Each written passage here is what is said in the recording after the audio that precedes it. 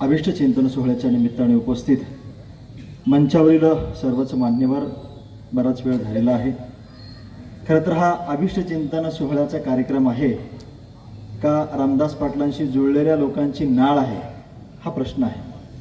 नायगाव नगरपंचायतीची प्रथमतः निर्मिती झाली आणि प्रथम शिव म्हणून रामदास पाटलांचं आगमन झालं आणि त्या दिवसापासून आम्ही खरं तर रामदास पाटलांना ओळखतो। प्रशासनावर ज्यांची अतिशय मजबूत पकड आहे त्यांचा आज अभिष्ट चिंतन सोहळा आहे।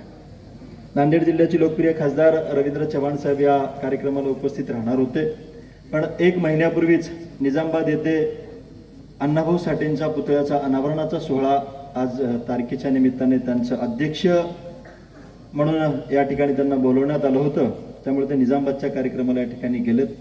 त्यांचे प्रतिनिधी म्हणून नायगाव नगरपंचायतीचे नगराध्यक्ष संजय पाटील चव्हाण साहेब आणि त्यांच्या समवेत माजी नगराध्यक्ष म्हणून पंडितनाथजी भालेराव या ठिकाणी शुभेच्छा देण्यासाठी आम्ही या ठिकाणी उपस्थित आहोत। दुपारी सन्माननीय श्रीनिवास पाटील चव्हाण साहेब येऊन या ठिकाणी शुभेच्छा देऊन गेलेले आहेत। रामदास पाटलांविषयी बोलत असताना बऱ्याच मान्यवरांनी भरपूर मोठ्या प्रमाणात या ठिकाणी शुभेच्छा दिलेल्या आहेत, भविष्य काळाच्याही शुभेच्छा दिलेल्या आहेत।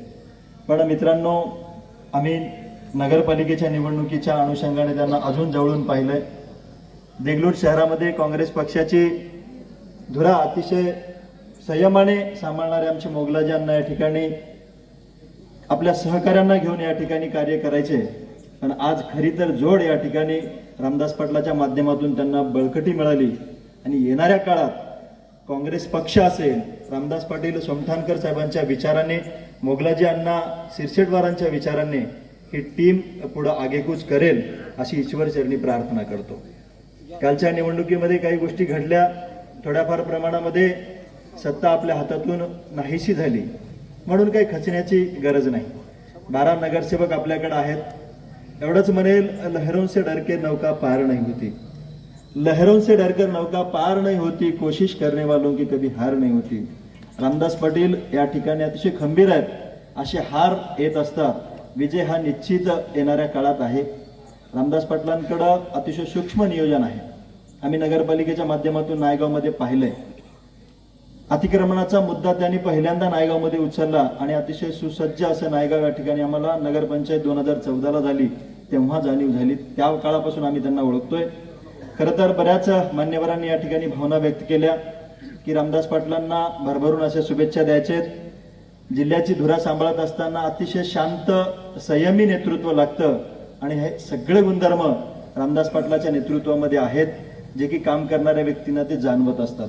हिंगोलीवरनं अनेक मान्यवर आले, त्यांनी या ठिकाणी भावना व्यक्त केल्या, त्या काही भावना आल्या आणि भाषणातून व्यक्त केल्या अशातल्या नाही आहेत। त्यांच्यासोबत ते काम केले। काम करत असताना अडीअडचणीला जो माणूस समोर जातो, अडीअडचणीला जो माणूस सहकार्य करतो, त्याच्याविषयीच भावना या ठिकाणी निर्माण होत असतात।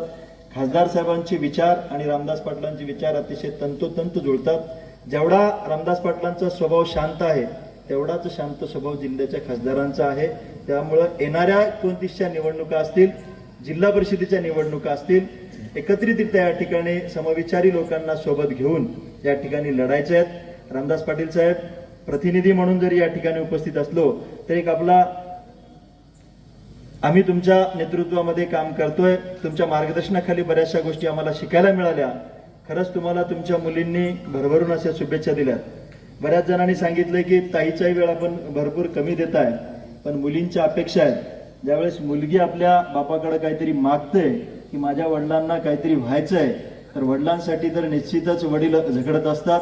अजून थोडासा जास्त वेळ घ्या, अजून थोडासा जास्त सामाजिक कार्यामध्ये वेळ द्या आणि आपल्या मुलीचं स्वप्न साकार करण्यासाठी, त्यासोबतच या जनतेचं स्वप्न साकार करण्यासाठी आपण कामाला लागावं अशी शुभेच्छा देतो। आणि जाता जाता एवढंच म्हणेल, मंजिली उन्हीं को मिलती है जिनके सपनों में जान होती है, मंजिलें उन्हीं को मिलती है जिनके सपनों में जान होती है, पंखों से कुछ नहीं होता, हौसलों से उड़ान होती है। एवढा हौसला, एवढा मजबूत हौसला त्यांच्याकडे आहे आणि त्या हौसल्याला आपल्या सगळ्यांची साथ आहे। देगलूरकर धर्मनिरपेक्ष विचारांचे लोक आहेत।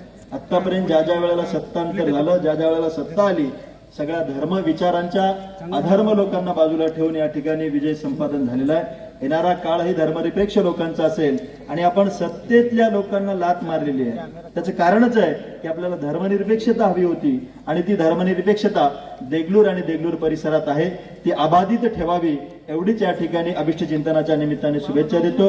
सन्मान्य खासदार रवींद्रजी पाटील चव्हाण साहेब आणि चव्हाण परिवाराच्या वतीने तथा जिल्हा काँग्रेस आणि काँग्रेस कमिटीच्या वतीने तुम्हाला शुभेच्छा देतो आणि भावी कार्यामध्ये आपल्या इच्छा आकांक्षा या अभिष्ट चिंतनाच्या निमित्ताने पूर्ण व्हावं अशी प्रार्थना करून मी या ठिकाणी थांबतो. जय हिंद, जय महाराष्ट्र.